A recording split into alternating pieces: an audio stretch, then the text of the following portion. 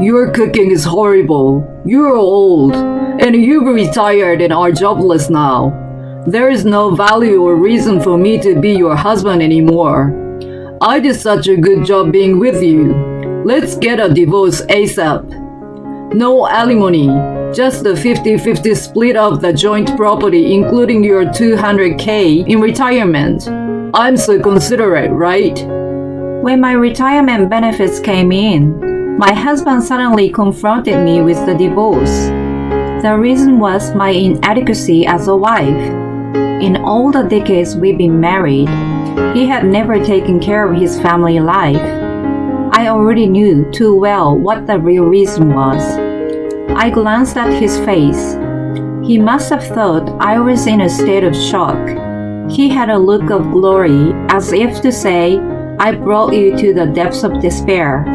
A truly terrible betrayal, but then I could retaliate against him with peace of mind, couldn't I? Yes, I suppose so. If we are getting a divorce, we have to settle our finances. Right? Let's get it done, and you get the hell out of my life. You're gonna have to settle it. I calmly held out something in front of him. His one-way ticket to hell. I am an ordinary housewife, 60 years old this year. I've completed my employment to the full term, and I'm about to retire. When I was younger, it was still rare for women to attend university. I was eager to learn how the world worked and wanted to enjoy my youth, so I decided to continue my study in economics. As I studied, I gradually came to understand how the world was connected to my life. My humble dream was to manage my own restaurant, but I decided to work as a public servant in search of stability. My husband Mark was a classmate of mine at the same university. Although we majored the same, we had little to do with each other at first. We happened to be in the same club in our junior year and started to interact often. A lot of time was spent together at club events and on our thesis research. We gradually became close to each other, but didn't start dating until after graduation. I regularly went out for drinks with him and other university friends and enjoyed our time complaining about each other's workplaces. Among them, we especially got along well and sometimes went out for a drink just the two of us. I didn't dislike him and enjoyed his company on many occasions. One thing led to another. We naturally became an ordinary couple. We normally got together at either of the houses and just lazed around on the weekends. I used to cook something simple, and we ate it together or went to a fast food chain. Occasionally, we splurged a little and enjoyed eating at a nice restaurant. Every summer and winter holiday, we took a trip abroad or to other parts of the country. After 5 years of dating, we decided to get married. I was turning 30, a milestone year for me. I thought it was the right time, and we both agreed it was a good time to start a family. 2 years after our marriage, our long-awaited daughter Maggie was born. It was my first experience with pregnancy and childbirth, and I had a lot of worries. Even so, Mark seems to be taking it much easier. I wasn't pleased with him, but managed to put up with his nonchalance in silence. Behind the scenes, there was my sister Stephanie. About the same time I graduated from university, our parents passed away. She got a job right out of high school, and I was already employed, so we were financially stable. We both loved our parents and supported each other through hard times. We lived about a 10 minutes walk apart, and if something happened to either of us, we ran to each other immediately. She was unmarried and not dating anyone. She had a pessimistic view of a relationship as a result of having numerous scumbag boyfriends after high school. The first guy she dated was quite a playboy, who cheated around on her. He had borrowed money from a loan shark under her name and went on a spree. Thanks to him, she still carried distrust and avoided meeting men. She understood me well. When I told her I was pregnant and struggling, she cared for me more than anyone else and came over every day to help me with the housework. Mark had an old-fashioned idea and refused to do any chores. I was working and doing housework while my morning sickness was so bad. I was totally exhausted until I went on maternity leave. Stephanie really helped me throughout, and I was able to deliver without any problems. Mark was present at the birth, and we were able to share the excitement. However, he abandoned childcare after that. On top of it, he complained about dinner being late and his lack of sleep from a crying baby. He became grumpier by the day. I was grateful for Stephanie, who was coming to help me on those days after work. She also loved kids and took care of Maggie as well. She and Mark got along well, and she was very good at handling his bad mood. "Oh my God, Mark, what are you talking about? Drink, drink, drink." Oh yeah? I will take your word for it and have some. I felt I had managed to keep things going because she was there for me through all the hard times. It was hard to balance housework and childcare every day, but just like when we were dating, we kept the tradition and traveling in summer and winter. That was my motivation to push myself hard. Fortunately, Maggie grew up healthy. I was relieved that she was able to enter the university of her choice. She went on to study Spanish at the university. She loved traveling abroad and wished to find a job that she was passionate about. She looked for something she could keep training her skill. After graduation, she became a translator at a trading company. She assisted in translating difficult documents, and I couldn't help but be a proud parent. She was finally on her own, and I was approaching my retirement age. I had saved enough money and would receive a large sum of retirement fund. Since I was going to have a lot of time, I wanted to try something new. In the meantime, I noticed something strange. Mark was coming home late those days. Usually, he returned within an hour after he got off of work, but he started coming home at around 10 or 11 p.m. He ate out more often than usual as well. I've been in a slightly better position these days, and I'm going out to entertain my clients. That's why I'm coming home late. I'm about to retire, so it's kind of a last push. I was skeptical that his company was entrusting such an important job to someone so close to retirement. He sounded quite happy about it, so I let it go without questioning him. Later, I asked Stephanie when she came over. "Mark has been coming home late lately. He says he's taking out his clients. Could it be that he's having an affair just before he turns 60? Don't be ridiculous. I'm sure he's just putting in his last effort, as he says. I know him well too, but he doesn't have that kind of energy anymore, does he? You must know it better than anyone." I was probably overthinking. I imagined a carefree life together when we retired and wanted to enjoy going out like we used to. I didn't want to believe that he was cheating on me at that point and pushed the thought to the back of my head. One day, while all this was going on, I got a call from Maggie. "Mom, you like to drink, don't you? I found a stylish bar the other day. Let's go together." "Of course it's on me, so don't worry." "Wow, you sound so adult now. I will take your word for it. Let's go." I was so happy to hear her all grown up and decided to take the rare opportunity. A few days later, we met for drinks. I knew at a glance that it was the kind of trendy place she liked. It was a cafe bar that mainly served craft beer and wine. The chef, who was well-versed in both American and French cuisine, offered a wide range of dishes. The atmosphere of the bar was also very cozy and relaxing. You always come to such a nice place? Isn't it quite expensive? Are you making a good living? I don't come here all the time. I only come here on special occasions like tonight. Besides, it's not that expensive. We joked around, enjoying our first outing together in a while. She recently found a boyfriend.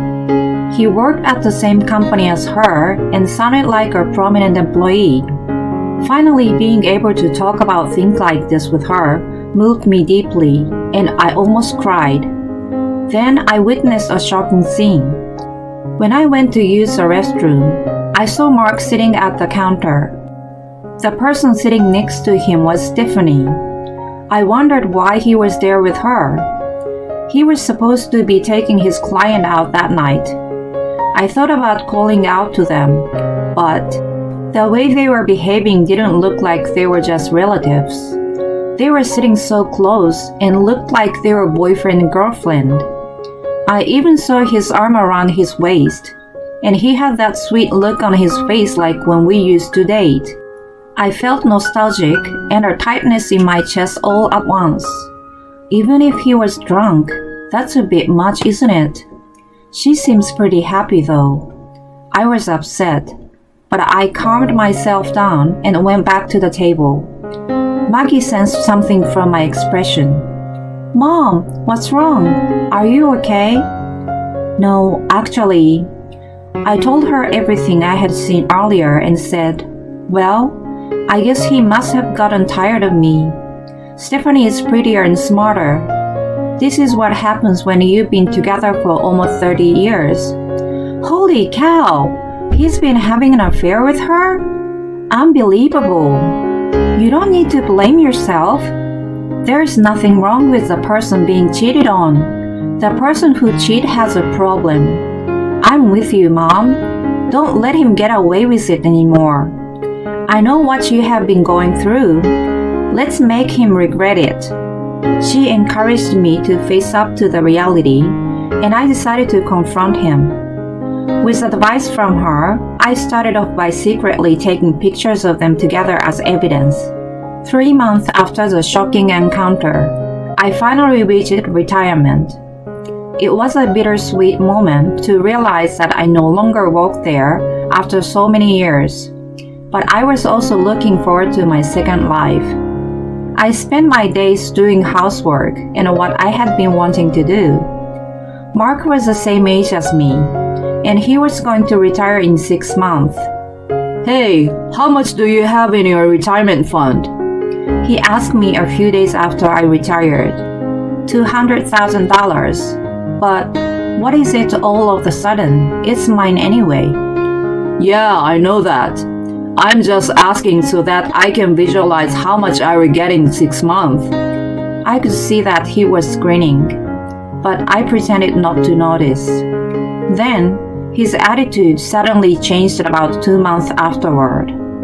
We were getting a divorce. Excuse me? What's going on? I've been thinking for a long time that I don't like your cooking. I've never really thought it tasted good. I used to think you were pretty, but now you're older. You become really haggard. I'm even embarrassed to walk outside with you. You lack empathy too. That's pretty fatal for a woman, don't you think? I don't know how I have been able to put up with you all this time. I've reached my limit, so I want a divorce. Well, that's what you've been thinking all this time. I understand. Let's get a divorce. I can't be with someone who despises me either. I immediately agreed with him. He grinned and spoke enthusiastically. Thank you for all your hard work. Now it's time to talk about our finance. I'm going to take your retirement fund. It's our shared property. I see. Then I will make sure to charge you alimony. Don't you pretend you know nothing. I don't know what you are talking about. Don't make it harder than it needs to be. Do you still insist that you don't know about this? I laid out evidence pictures of his affairs on the table. This was 2 months ago, when you said you were taking clients out but meeting Stephanie. And this was... Actually, I hired a private detective after I retired and had him collect evidence of the affairs. It turned out that he was meeting her almost every day. No wonder she stopped coming over and didn't contact me anymore. From now until the divorce is finalized, I'm going to stay with Maggie. You can have Stephanie move in and live together. Anyway, I will not be coming back. So long. I packed my suitcase with everything I needed and headed right over to Maggie's house. I informed her of the whole situation, and she warmly welcomed me in. I see you finally got it all done. Good job, Mother. Make yourself at home until you find your own place. Thank you. I will take up your offer. If your boyfriend comes over or something, I will go somewhere else, so just let me know. From there, I filed for divorce from Mark and civil tort claim against Stephanie through the lawyer I had consulted beforehand. I asked him to set the amount of alimony higher than the market rate for a mature divorce. Mark and Stephanie were quite shocked to see the amount and called me in panic. Hey, you're awful. What the hell is this amount? I asked my lawyer and he said this is a reasonable amount.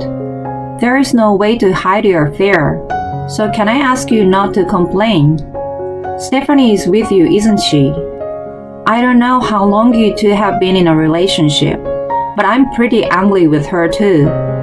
She's the only family I have left, but you both better pay up to the last cent.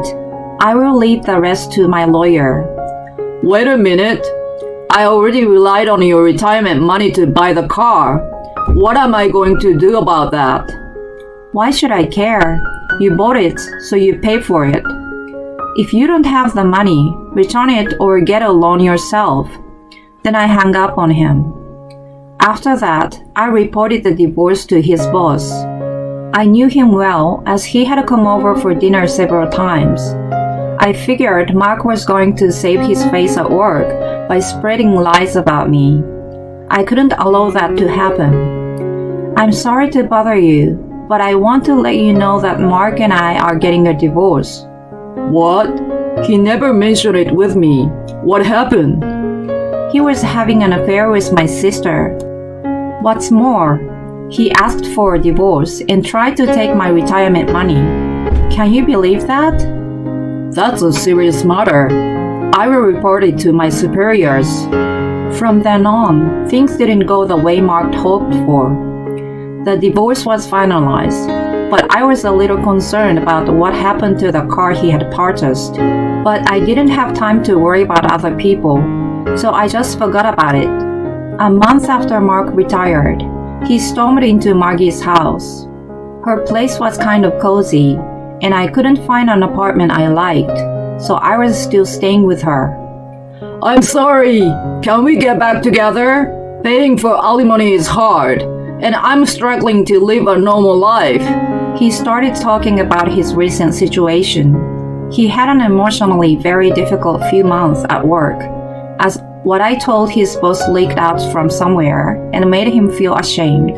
He had been looking forward to his retirement fund, but it was reduced drastically due to a tip-off about the wrongdoing he had done behind the scenes. He of course gave up on buying a car. He had not saved much as he somehow depended on me, and his social security wasn't enough to live comfortably. When he was charged a big alimony, he and Stephanie had broken up. They were both struggling to pay up the amount. Stephanie was also counting on my retirement fund and bought a few things. She had a lot of credit card bills and loans that she was in financial trouble. Mark had been abandoned by her and was destined for a lonely second life. You're just after my money, right? Do you realize that you've only been talking about yourself since you got here? I have nothing to do with you anymore. You're the one who cheated on me and tried to steal my money. Karma is a bitch, you know. Now you get out. Wait. I'm really sorry. You're right. He was on his knees pleading. The way he did it looked staged, so I was sure he must have done it at work too. Maggie finally spoke up after observing our conversations. Do you know how hard life was for Mom? She had been working and taking care of the house all by herself. You never helped her with anything. If she said something, you got cranky, so she kept quiet. I always thought you were an asshole. To top it all off, you cheated on her and tried to rob her. I just can't believe it. And now you ask her to get back together because you need the money. Can you humiliate yourself even more? I never want to see your face again, you traitor. Being told this much by his daughter mortified him that he left in a miserable state. I'm completely freed from Mark now that I'm enjoying a comfortable second life. I found a perfect apartment for myself and have been throwing home parties with my ex-coworkers and friends. Thanks to my retirement fund and alimony, most of my financial problems have been solved, and I live my life without being tied down by money. I feel like my relationship with my daughter is better than before. I was recently introduced to her boyfriend. He is a nice young man, just as I had imagined. I feel I could trust him with her for the time being. They even take me on trips when they get time off. I guess she doesn't want me to feel lonely, and she says it's her time to pay me back. If there's one thing I can wish for from her, it is to see my grandchildren as soon as possible. I will wait patiently for her to reach that phase. Now that I've settled down, I'm starting to fulfill a dream I had when I was young, to run a small cafe. My second life has just begun.